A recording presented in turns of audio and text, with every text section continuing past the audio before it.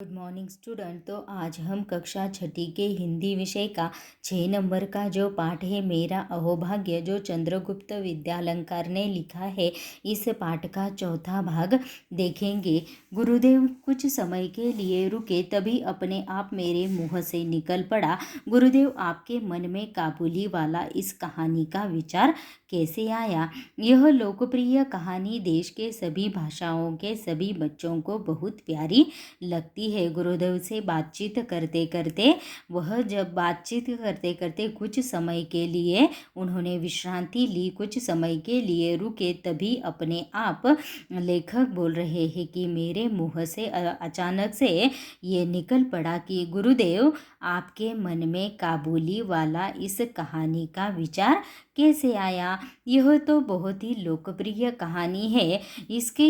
यह कहानी सभी भाषाओं के लोग जानते हैं और सभी भाषाओं के बच्चों को यह कहानी बहुत ही प्यारी लगती है।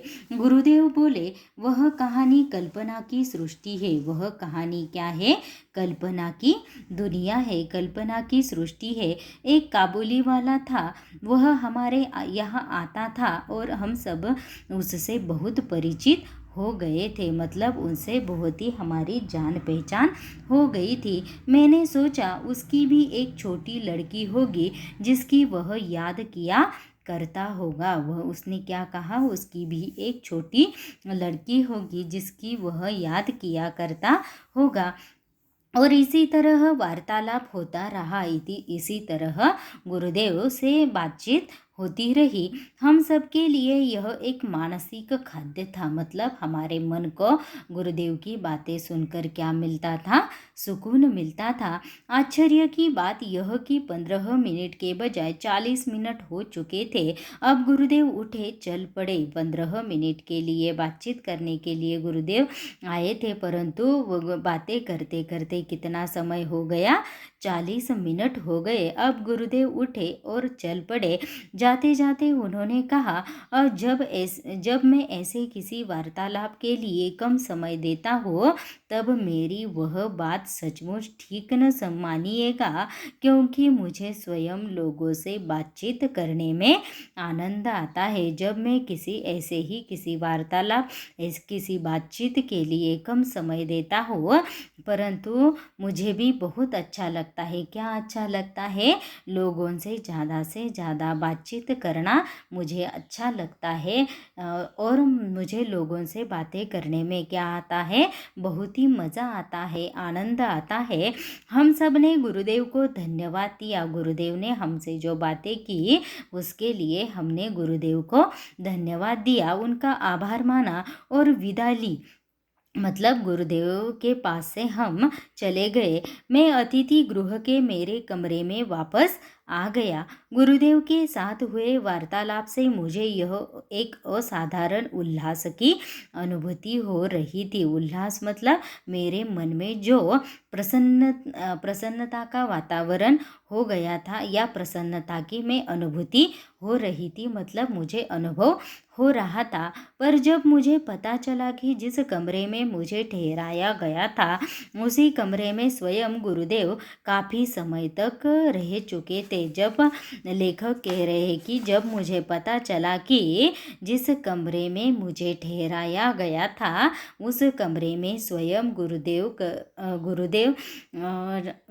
काफ़ी समय, मतलब बहुत सारे समय तक वहाँ उस कमरे में रह चुके थे। और तो मेरी खुशी का ठिकाना न रहा। खुशी का ठिकाना न रहना मुहावरा है। जब लेखक को पता चला कि वह जिस कमरे में ठहरा था, उस कमरे में स्वयं गुरुदेव रह चुके हैं, और ऐसा जब लेखक को मालूम हुआ, तो लेखक की खुशी का ठिकाना न रहा। खुशी का ठिकाना न रहना मुहावरा है, मतलब बहुत खुश होना। ओह, मुझे तो यह भी बताया गया कि गुरुदेव ने गीतांजलि का अधिकांश भाग इसी कमरे के बरामदे में बैठकर लिखा था। और उसके साथ साथ आश्चर्य की बात यह है कि मुझे तो यह भी बताया गया कि गुरुदेव ने जो गीतांजलि यह पुस्तक लिखी है, इस पुस्तक का बहुत सारा अधिकांश भाग इसी कमरे के बरामदे में या बालकनी में बैठकर उन्होंने लिखा था। मैं सचमुच भाव विभोर हो उठा और होने पर क्या भाव विभोर हो उठना मतलब आश्चर्यचकित होना मुहावरा है। क्या यह सच है? मेरा अहोभाग्य था, मेरा नसीब था कि मैं उसी कमरे में ठहरा था जिस कमरे में गुरुदेव ने गीतांजलि का अधिकांश भाग लिखा था। इसलिए लेखक अपने नसीब को कैसा समझ रहे हैं? बहुत ही अच्छा समझ रहे हैं। और मेरा नसीब अच्छा है कि उसी कमरे में मुझे रहने के लिए मौका मिला जिसमें नोबेल पुरस्कार प्राप्त गीतांजलि लिखी गई थी। नोबेल पुरस्कार प्राप्त गीतांजलि का अधिकांश भाग लिखा हुआ था। Thank you.